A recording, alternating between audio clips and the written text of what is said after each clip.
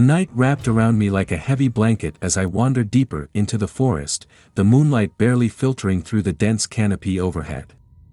Each step I took felt heavier, the ground soft beneath my feet, and I could hear rustling behind me, an unsettling sound that sent chills coursing through my spine. I had grown up hearing tales of skinwalkers, shapeshifters who wore the skins of animals, who roamed the night seeking to prey on the lost, and I had always dismissed them as mere folklore, stories meant to scare children into behaving. But now, standing here, the whispers of the woods seemed alive, echoing those childhood warnings, and every snap of a twig made me question my disbelief. Earlier in the evening, I had been with my friends, Jeremy, Sarah, and Mike, each of us full of bravado and excitement as we set up our campsite in this secluded part of the woods. We had gathered around a crackling fire, laughter ringing through the air, but as the sun dipped below the horizon, the mood shifted. The shadows grew long, the trees towering above us like ancient sentinels, and the campfire cast flickering silhouettes that danced across our faces. It was during one of these moments that Jeremy had dared me to wander off, a challenge wrapped in bravado. Feeling invincible and caught up in the thrill of the night, I accepted, not fully comprehending the dangers lurking in the darkness. As I walked away from the light of the fire, the laughter of my friends faded, replaced by an unsettling quiet that made my skin prickle. The further I ventured, the more the stories of the skinwalkers returned to haunt me, how they could mimic human voices to lure their prey, how they wore the skins of the animals they transformed into, and how they could sense fear, thriving on it. I shook my head, trying to dispel the dread creeping into my thoughts. It was just a story, I told myself, a tale meant to scare children. But as I turned to head back, the rustling intensified behind me, and I felt the weight of unseen eyes watching my every move. Then I heard it, a distant howl, a chilling sound that resonated through the trees, sending a wave of fear crashing over me. It didn't sound quite right, something off about its tone, too human, too mocking. My heart raced as I quickened my pace, the hairs on my neck standing on end. Just as I thought I could make out the familiar path leading back to the camp, I stumbled over a gnarled root, crashing to the ground. I could hear the rustling again, closer now, and I pushed myself up, adrenaline surging as I darted back toward the flickering light of our campfire. Bursting into the clearing, I skidded to a stop, breathless. But the warmth of the fire that had once brought comfort now felt eerily out of place. My friends were gone, their laughter replaced by an oppressive silence that filled the air with dread. Panic surged through me as I called out their names, my voice echoing into the stillness. There was no response, only the whisper of the wind through the trees and the encroaching shadows that seemed to thicken around me. Then I heard it again, a low growl, primal and menacing, echoing from the darkness behind me. My heart raced, pounding against my ribcage as I spun around, flashlight trembling in my hand. The beam of light sliced through the shadows, revealing nothing but the looming trees. I backed away slowly, fear clawing at my throat, every instinct screaming that I was not alone. I had to find my friends. They had to be somewhere nearby. Guys! I shouted, desperation spilling from my lips, but only the low growl answered, closer now, reverberating through the air like a warning. The stories of skinwalkers flooded back, how they could imitate voices, luring unsuspecting wanderers into the depths of the night. My breath hitched as I realized the danger I was in, the ancient evil that lurked in the dark. Panic surged within me, and I turned to run, my heart pounding with every hurried step. The darkness closed in around me, branches scratching at my skin as I fought against the urge to look back. I sprinted through the trees, each echo of my footsteps swallowed by the night, until I caught sight of a flicker of light in the distance. Hope ignited within me, a desperate need to escape the clutches of whatever was pursuing me. But as I raced toward the light, the forest felt alive, the shadows twisting and warping into forms that seemed to reach for me. The low growl morphed into a cacophony of distorted voices, taunting me, filling my mind with dread. Help! Please! It sounded like Sarah, and my heart lurched at the thought that she might be in danger. I stumbled, nearly losing my balance, but I had to keep moving. I broke through the trees and skidded to a stop in the clearing. The campfire flickered weakly, surrounded by an oppressive silence. My friends were nowhere to be seen, and the realization settled like lead in my stomach. I was alone, lost in a nightmare of my own making. The only sounds were the crackling of the fire and the low growl that seemed to encircle me, a promise of death echoing in the distance. Suddenly, the shadows shifted, and I caught a glimpse of a figure slipping between the trees. My heart dropped. It was too large, too gaunt, moving with an unsettling grace. My mind raced, memories of my grandmother's warnings flooding back. I raised my flashlight, the beam trembling as I called out, "Is anyone there?" But the only response was the rustle of leaves and that low, menacing growl, now unmistakably closer. I turned, desperate to find my friends, but as I moved toward the fire, I felt a chill grip my heart. The light flickered more violently now, casting eerie shadows that danced on the forest floor. The figure emerged fully from the darkness, a tall, twisted silhouette, its eyes glowing with a predatory hunger. It stood on two legs, but something was terribly wrong. Its limbs were elongated and distorted, skin stretched tight over a skeletal frame. A voice broke through the stillness, a whisper that clawed at my sanity. "Help me, please," it sounded like Jeremy, and my heart twisted at the thought of him being trapped. My instinct to rush to him battled with the knowledge that this could be a trick, a trap meant to ensnare me in its web of darkness. The creature laughed, a sound that twisted my stomach into knots, and I could see the glimmer of its eyes reflecting the dim light, mocking me. "Stay away!" I shouted, gathering every ounce of courage as I stepped back. The Skinwalker's form flickered, shifting into a grotesque imitation of Jeremy, its features twisted and warped. "Come closer," it beckoned, its voice a horrific mimicry that sent chills racing down my spine. "No!" I screamed, forcing myself to turn away from the creature. I had to find a way out. I swung my flashlight wildly, desperately searching for any sign of my friends, hoping to pull them from the trance that held them captive. "Jeremy! Sarah! Focus on me!" Just then, the growl erupted into a furious roar, shaking the very ground beneath me, and I could see the darkness swirling around my friends, tendrils of shadow reaching for them, pulling them deeper into the nightmare. I felt a surge of panic as they began to sway, caught in the grip of the creature's power. "Fight it!" I shouted, urging them to break free, and for a moment, I saw a flicker of recognition in their eyes.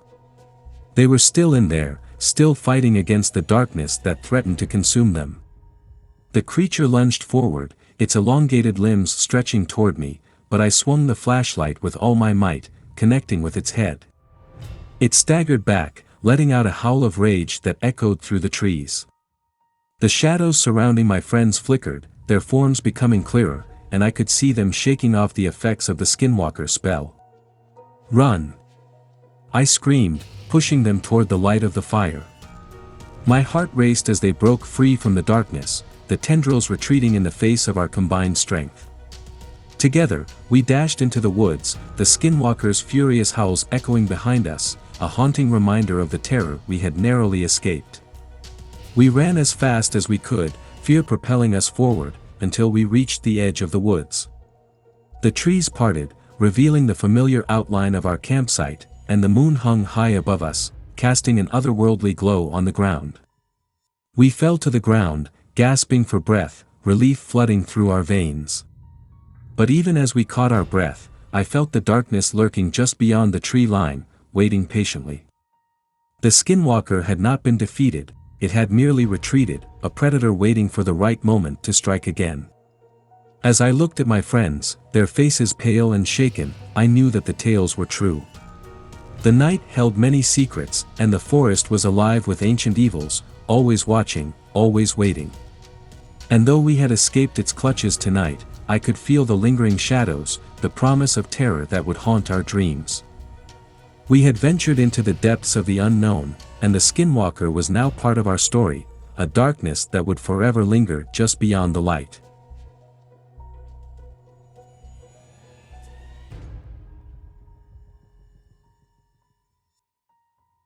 The forest was a living entity, breathing and shifting in the twilight hours.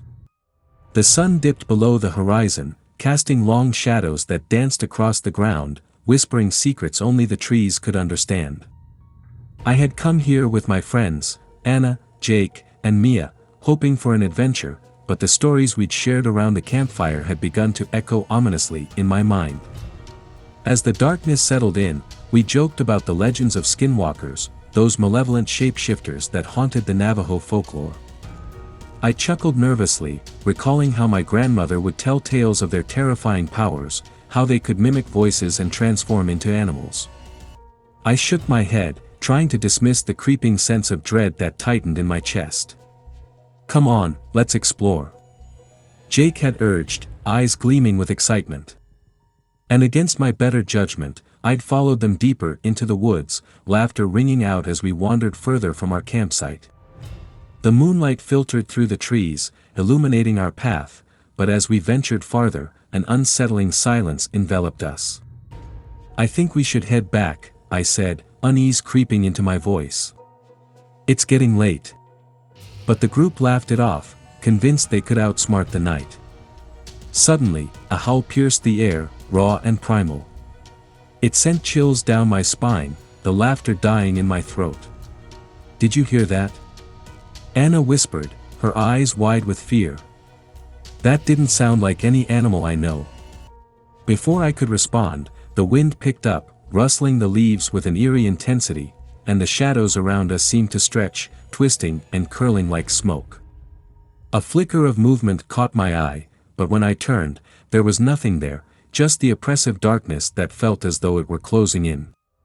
"Let's go back," I insisted, my heart racing. "Now." Reluctantly, the others agreed, and we turned to retrace our steps. But as we walked, I couldn't shake the feeling that we were being watched. Every snap of a twig sent my pulse racing, and the forest felt more alive than ever, its secrets lurking just out of sight. As we approached the campsite, a low growl resonated from behind us, echoing through the trees. My blood ran cold. "What was that?" Mia asked, her voice trembling.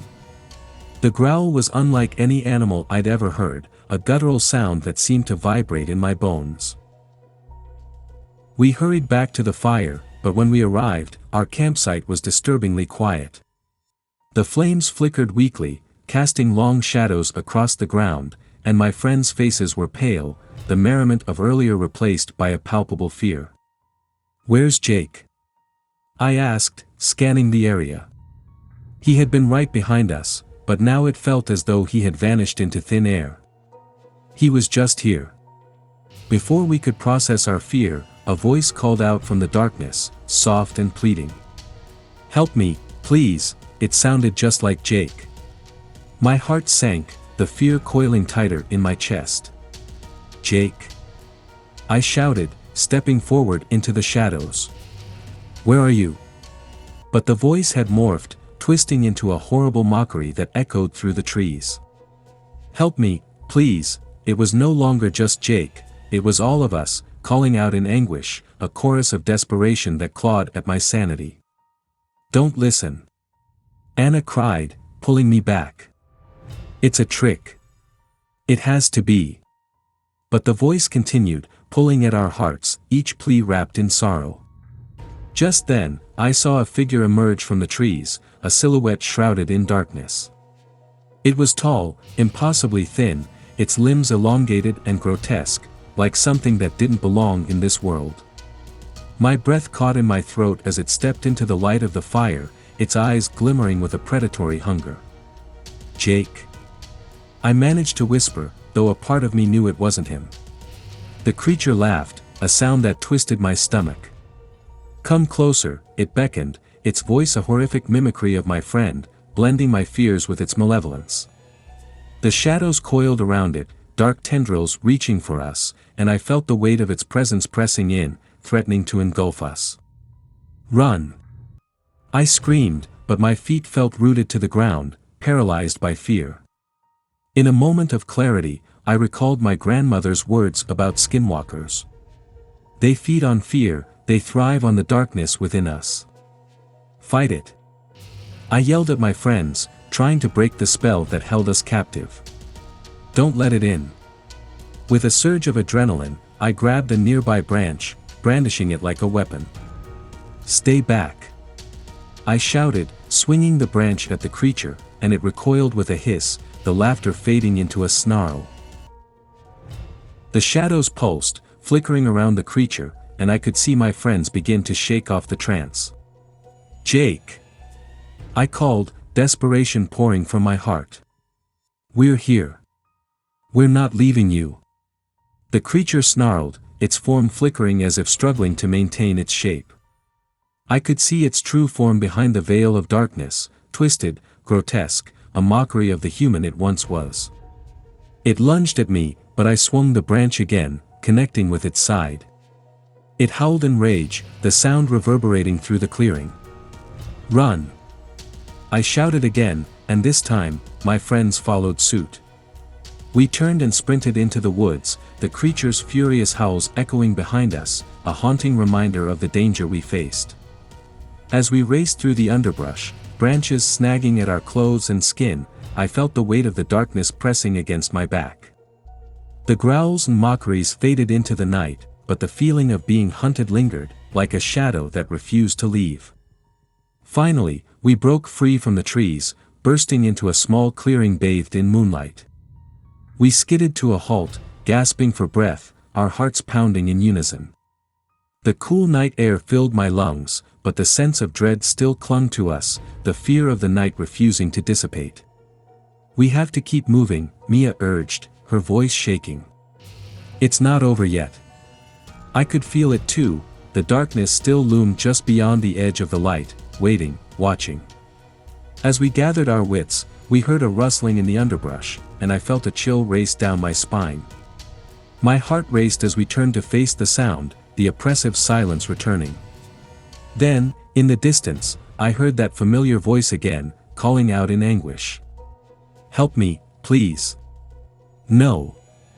I shouted, but the call was mesmerizing, a haunting melody that beckoned us back into the shadows. Don't listen to it. But the forest felt alive, alive with whispers and dark promises, and even as we stood united, I could see the fear reflected in their eyes. The Skinwalker was patient, it would wait for the moment we faltered, the moment we let our guard down. With a heavy heart, we turned away from the voice, focusing on each other, the light of the moon guiding our way. We had escaped once, but we knew the night was far from over, and as we moved cautiously forward, the shadows danced around us, always waiting, always hungry.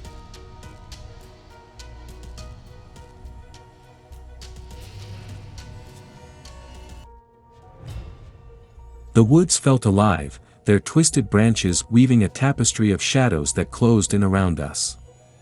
I could hear the distant sound of rushing water, a brook murmuring secrets in the darkness.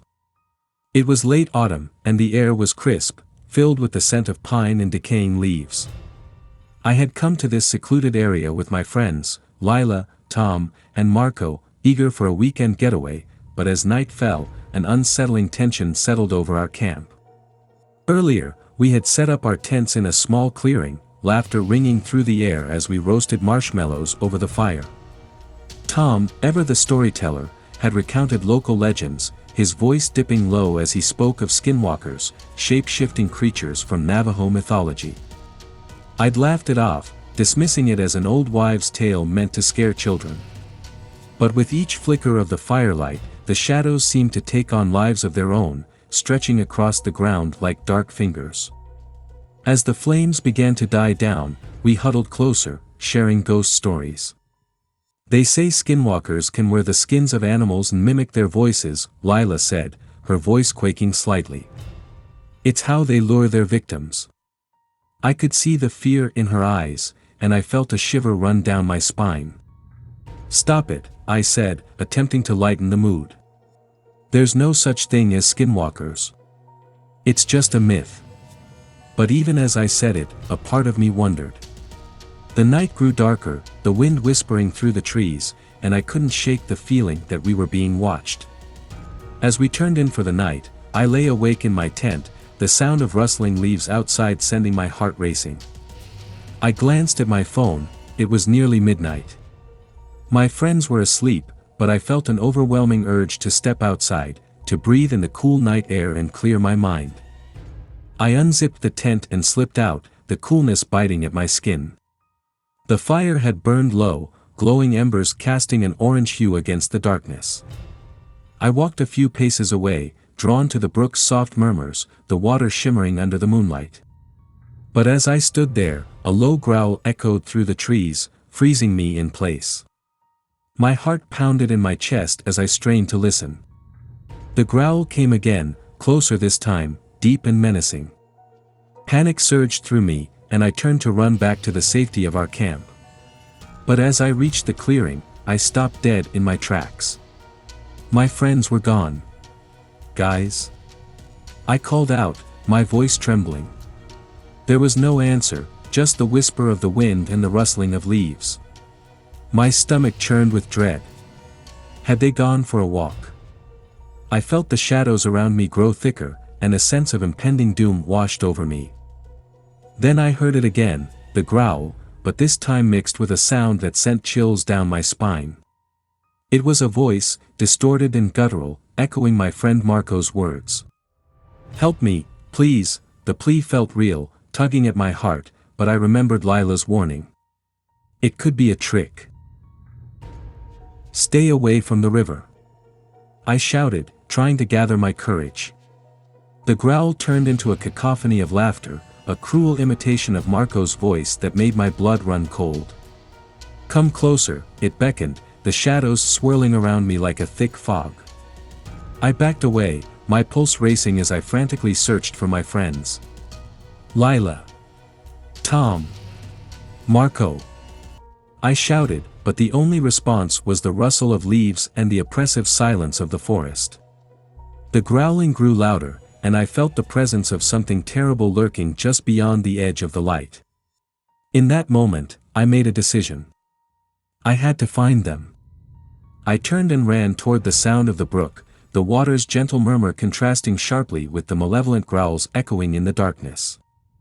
I stumbled through the underbrush, branches snagging at my clothes, my breath coming in quick gasps. As I reached the riverbank, the moonlight revealed a figure crouched low by the water, its back turned to me. Relief flooded my senses for a moment. "Marco!" I called, my voice shaking. "What are you doing?" But as the figure turned slowly, my relief morphed into horror. It was not Marco. Its skin was stretched tight over its bones, eyes gleaming with an unnatural hunger. It smiled, revealing rows of jagged teeth, and I felt a wave of terror wash over me. This was no human. This was a skinwalker. I turned to run, but it was too late. The creature lunged, its long, sinewy limbs reaching for me. I stumbled back, falling into the shallow water, and I scrambled to my feet, heart pounding in my chest. The river's cold water splashed around me, and I fought against the urge to freeze in fear. "Help!" I screamed, desperate, hoping against hope that my friends would hear me. The creature snarled, and the sound twisted into an echo of my own voice. "Help me, please," it was mocking me, feeding off my terror. I sprinted along the bank, adrenaline coursing through my veins. I could hear the water rushing beside me, the sound of my heartbeat drowning out everything else. I glanced back, and the skinwalker was there, its form shifting in the moonlight, moving with an otherworldly grace. Then I spotted a flicker of light in the distance, the campfire. I sprinted toward it, the familiar glow illuminating the trees around me. My lungs burned as I pushed forward, the growls of the creature fading behind me. As I reached the clearing, I saw my friends gathered around the fire, confusion etched on their faces. "What's going on?" Lila asked, her eyes wide. "We heard you scream." Relief flooded through me as I collapsed beside them, panting. It was a skinwalker," I gasped, glancing back into the darkness. The fire flickered, casting shadows that danced around us. It tried to lure me by mimicking Marco's voice. "We need to leave." Tom shook his head, glancing toward the tree line. "No way. We can't just abandon the campsite. We're fine here. But the firelight seemed to waver, the darkness pressing closer, and I knew we weren't safe. Suddenly, a growl erupted from the trees, sending a jolt of fear through us. The creature was close, lurking just beyond the light, waiting for the moment we let our guard down. I felt the weight of its presence, the hunger in its eyes. "Don't look away from the fire," I shouted, trying to keep them focused. "We can't let it in." But the shadows danced hungrily around us, the laughter growing louder, a cacophony of voices echoing through the woods. "Help! Please!" Marco's voice rang out, but I could tell it was a trick. The creature was toying with us, and as it drew closer, I felt the pull of fear trying to take hold. I grabbed a stick from the ground, holding it like a weapon as I stood protectively in front of my friends. "Stay together," I urged, adrenaline fueling my determination. The growls morphed into a deafening roar, drowning out the world around us. "Run!" Lila screamed, and we turned, bolting into the woods. We raced through the underbrush, heart pounding, fear propelling us forward. The growling echoed behind us, relentless, a reminder that we were being hunted. We stumbled upon a narrow path that led away from the camp, and I felt a surge of hope. "This way!" I shouted, urging my friends to follow me. We sprinted down the path, the darkness closing in, but we pushed forward, desperate to escape the creature's grasp. After what felt like an eternity, we burst into a clearing, the moonlight illuminating our surroundings. We were breathless, the cool air filling our lungs, but the danger was still lurking. I turned to my friends, panting. "We have to keep moving. It won't stop until it gets what it wants." As we stood there, catching our breath, the ground beneath us began to tremble. The growls were replaced by an otherworldly silence, and I could feel the shadows closing in again. "It's here," I whispered, dread pooling in my stomach. "Where?" Tom asked, scanning the tree line. "I don't see anything." But we all felt it, a presence lurking just out of sight, waiting for the moment to strike. In that instant, the creature lunged from the darkness, its form shifting and twisting, a grotesque blend of man and beast. We scrambled back, fear overwhelming us. "Stay together," I shouted, gripping the stick tightly as the Skinwalker advanced. But as it drew closer, I noticed something strange. The creature's movements were hesitant, almost as if it were struggling against something within. "It's not just a monster," I said, realization dawning. "It's trapped between worlds." In that moment, I felt a surge of compassion, a flicker of understanding for the being that had terrorized us. "It wants to be free," I shouted, and the others looked at me in confusion. "What are you talking about?"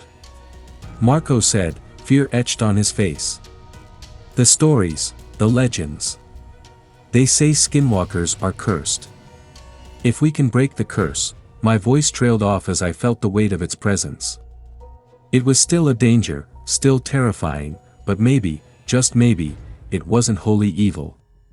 Gathering my courage, I stepped forward, the stick raised in front of me. "You don't have to do this," I called out, feeling the energy shift in the air. "We can help you." The creature hesitated, its twisted form faltering.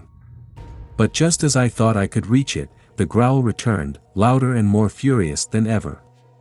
The shadows thickened, and the creature surged forward, snarling, rage boiling over.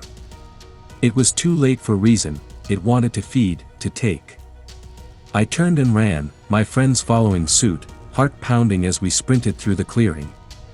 The night felt alive with danger, the shadows reaching for us as we fled. But deep down, I knew this wasn't over. The creature was still out there, lurking in the darkness, waiting for the next opportunity. As we broke through the trees, we finally reached the road, the glow of headlights illuminating the night. We stumbled onto the pavement, panting, looking back at the woods, fear still gripping our hearts. We escaped that night, but the Skinwalker would always be a part of our story, a haunting memory that lingered long after we left the forest behind. The darkness holds many secrets, and as we drove away, I couldn't shake the feeling that the shadows were still watching, waiting for the moment when fear would draw us back into their embrace.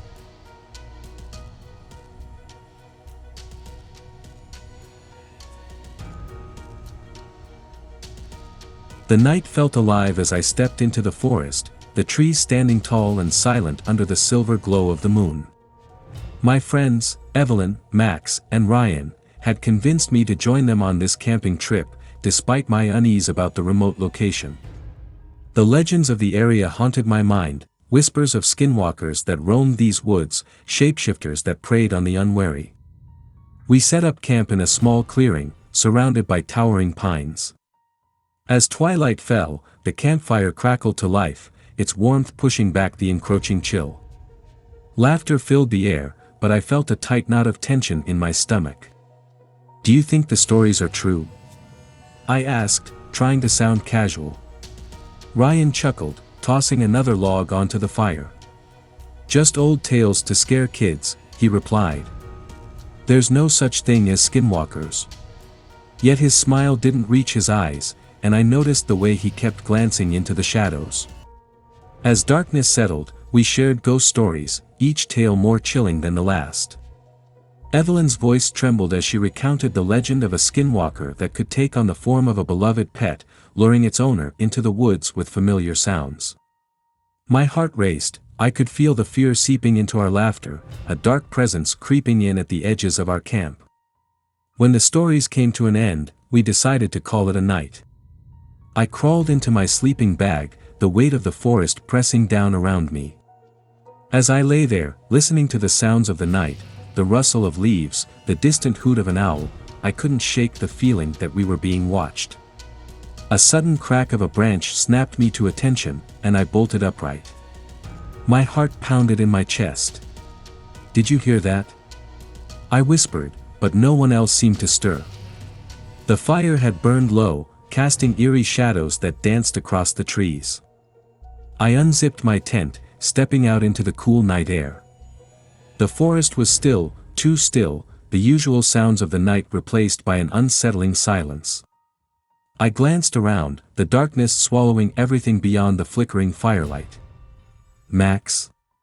I called softly, hoping to find my friend nearby. There was no response. Anxiety clawed at me as I stepped further into the clearing, straining to hear anything beyond the silence. Then, I heard it, a soft, rhythmic sound, like someone mimicking a human voice. "Help, help me," it echoed through the trees, a chilling whisper that sent shivers down my spine. My blood ran cold, it sounded just like Ryan. "Ryan!" I shouted, panic surging through me. I turned to run back to the tent, but the darkness loomed larger, swallowing the light behind me. The voice came again, twisted and low, pleading. "Help me, please." I fought the urge to call back, remembering the stories. Skinwalkers could mimic voices to lure their prey. I had to stay focused. But the fear gripped me, clawing at my resolve. "Stay calm," I whispered to myself. "It's a trick." Suddenly, I spotted movement out of the corner of my eye. A figure emerged from the shadows, its shape shifting as it moved closer. My breath caught in my throat. It was tall and gaunt, its limbs unnaturally long, its face obscured by darkness. I stumbled backward, my heart racing. "Get away from me!" I yelled, raising my arms as if to ward it off. The creature paused, tilting its head, and I felt a wave of nausea wash over me as I caught a glimpse of its eyes, reflective and hungry. "Help me," it rasped, but the voice that escaped its lips was no longer Ryan's. It was a horrible amalgamation of our voices, a cacophony that echoed through the trees. "Help us!" I turned to run, my instincts kicking in, propelling me back toward the fire. I burst into the clearing, gasping for breath, my heart pounding in my ears. I was met with the sight of Evelyn and Max, their faces pale as they stumbled out of their tents. "What happened?" Max demanded, eyes wide with fear. "We heard you screaming. It tried to trick me," I stammered, pointing back into the darkness. It was mimicking Ryan's voice. "We have to leave." Before they could respond, the creature emerged from the tree-line, its form shifting between shadows, a grotesque reflection of the human we had known. "Help, please," it called again, and I felt a chill grip my heart. "Stay back," Evelyn shouted, grabbing a flashlight and aiming it at the creature. The beam illuminated its twisted features for a brief moment, revealing the hollow eyes and gaping maw. It recoiled, letting out a growl that echoed through the trees, a sound so primal that it rattled my bones. "Run!" I yelled, and we all turned, sprinting into the woods.